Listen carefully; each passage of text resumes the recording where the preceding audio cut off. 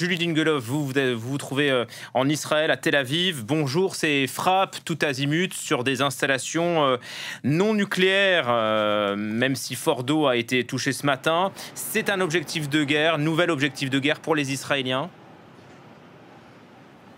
Oui, il faut essayer de lire les différentes déclarations à la fois de l'armée israélienne, mais également du Premier ministre israélien Benjamin Netanyahou, qui s'est exprimé notamment hier soir, indiquant que les objectifs de guerre israéliens étaient presque remplis.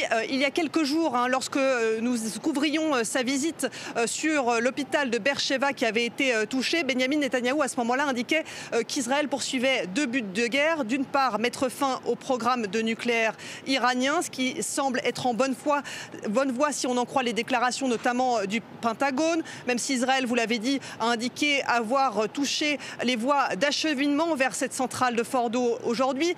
Deuxième but de guerre affiché par Benjamin Netanyahou, alors, c'était mettre fin au programme de missiles balistiques iraniens. Et si on en croit les cibles qui ont été touchées aujourd'hui par l'armée israélienne, il y aurait un troisième objectif de guerre qui serait la déstabilisation, voire la fin du régime des Mollahs. Le ministre de la Défense, Israël Katz, a indiqué, je cite, qu'Israël visait avec force des cibles du régime comme le siège des Bassidji.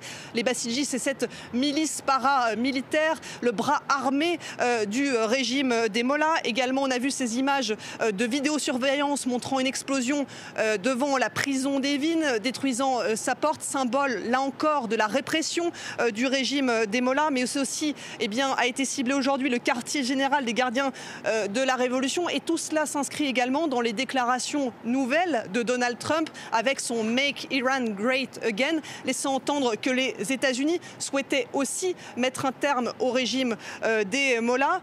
Difficile de savoir donc, à l'heure où je vous parle, quel sera le point final de cette guerre, quel est l'objectif final, comment Israël décidera d'en sortir, quelle sera également la réaction des Iraniens qui, pour l'instant, est plutôt timide. Donc, beaucoup de questions se posent encore aujourd'hui. Et lorsque nous questionnons les officiels israéliens, ils ne souhaitent pas donner d'interview pour l'instant.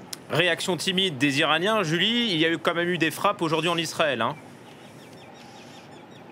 Tout à fait, mais beaucoup moins que dans les jours précédents ou au début de l'offensive israélienne sur l'Iran. Cependant, il est vrai, Julien, que ce matin, nous avons été confinés beaucoup plus longtemps que d'habitude. Après une salve de missiles iraniens, on parle de 10 à 15 missiles qui auraient été tirés notamment sur le sud, le nord, mais aussi le centre d'Israël, où je me trouve, sans faire d'importants dégâts matériels, excepté une frappe sur la centrale électrique d'Ashdod qui a privé plus de 8000 foyers d'électricité. L'électricité qui est à présent rétablie dans tous ces foyers.